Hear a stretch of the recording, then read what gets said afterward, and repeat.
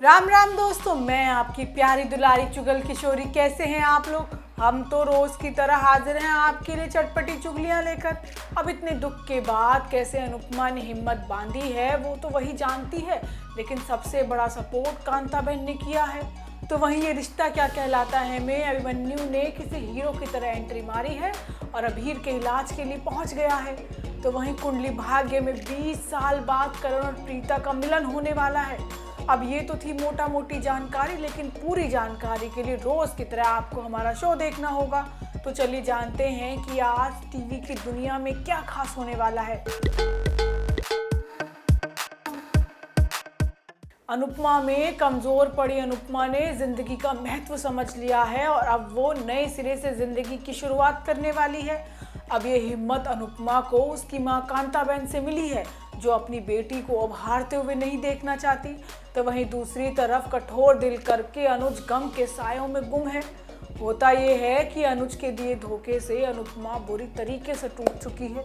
वो अपने आप से कहती है कि पहले घर टूटा था, दिल नहीं, भरोसा टूटा था लेकिन उम्मीद नहीं, लेकिन अब तो सब कुछ टूट गया है। वो कहती है कि अब मुझ में लड़ने की हिम्मत नहीं है। अनुपमा आगे कहती है कि मेरी ही गलतियों की वजह से सब कुछ हुआ है, क्योंकि मुझसे कुछ भी संभाला नहीं गया। अब अनुपमा चीखने लगती है कि मैं मर जाऊंगी, मैं अनुज के बिना जी नहीं पाऊंगी।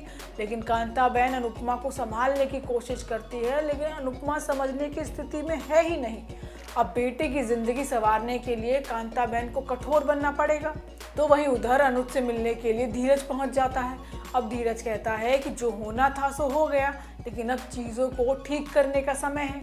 लेकिन अनुज कहता है कि वो अकेले रहना चाहता है। तो वहीं दूसरी तरफ पाखी और किंजल परेशान है, क्योंकि वो वनराज और बरखा की नीयत को भाप गए हैं।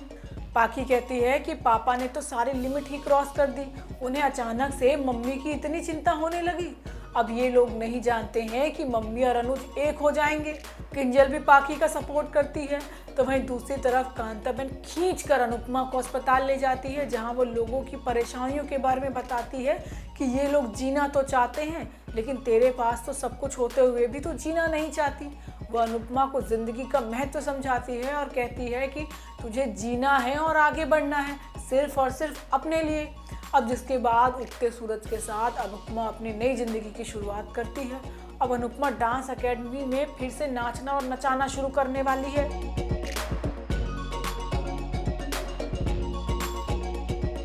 तो वहीं ये रिश्ता क्या कहलाता है में अभिमन्यु ने किसी हीरो की तरह एंट्री ली है और सीधा अभीर के पास पहुंच गया है। अभिमन्यु ही अभीर की जान बचा सकता है, लेकिन अक्षरा इमोशंस में बहकर कुछ ऐसा कह देती है जिसे अभिमन्यु समझ नहीं पाता। लेकिन अब कसौली का जो डॉक्टर है ना, वो अक्षरा अभिनव की पोल खोलने वाला है। अब जल्द ही अभीर का सच अभिमन्यु के सामने आने वाला है। होता ये है कि बेचारी परेशान अक्षरा अभिमन्यु को फ़ोन करती है और आरोही देख लेती है। वो अभिमन्यु से सवाल करती है कि अक्षरा के पास ये नंबर कैसे आया। अब अभिमन्यु कहता है कि अभीर अक्षरा के नंबर से कभी कभार फ़ोन कर लेता है, वही होगा। लेकिन आरोही सवाल करती है कि ये तो इमरजेंसी नंबर है और ये अभीर के पास कैसे होगा। तो वो कहती है कि इस शादी के लिए उसने खुद को बहुत मुश्किल से समझाया है और वो ये शादी उसके लिए मजाक नहीं है। अभिमन्यु भी कहता है कि ये उसके लिए भी कोई मजाक नहीं है। अब आरोही को यकीन दिलाने के लिए अभिमन्यु स्पीकर पर फ़ोन उठाता है, तो अक्षरा कहती है कि उसके बेटे को तुम्हारी ज़रूरत है, क्योंकि उसके दिल में छेद है। अब ये सुनकर अभिमन्यु और आरोही दोनों ही शॉक्ड हो जाते हैं और तुरंत वहाँ से निकल लेते हैं। अब अक्षरा भी अस्पताल जाने की तैयारी करती है, लेकिन उसे सपना आता है कि अभिमन्यु को अभीर का सच पता चल गया है, लेकिन वो सिर्फ सपना ही होता है।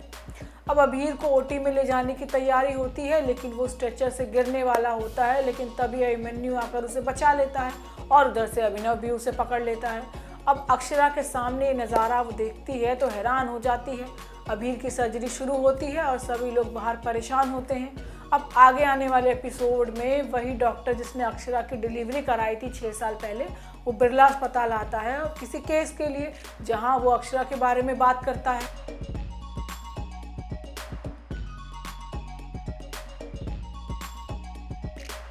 तो वहीं कुंडली भाग्य में शौर्य और राजवीर दोनों थाने में हैं और बिगड़ा हुआ शौर्य अपनी आदतों के मुताबिक पुलिस इंस्पेक्टर को भी गरिया रहा है।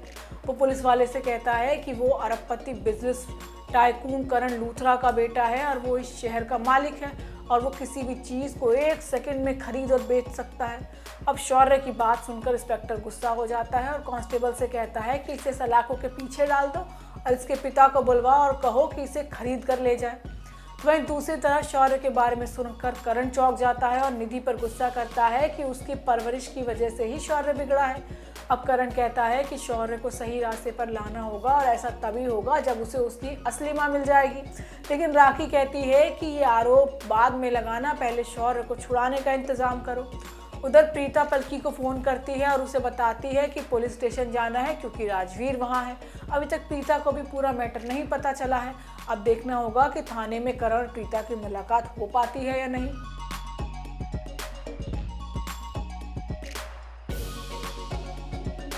तो वहीं गुम है किसी के प्यार में सही को पटाने के लिए विराट एकदम सज सवर कर तैयार होकर निकल जाता है और सही के ख्यालों में खोया हुआ है।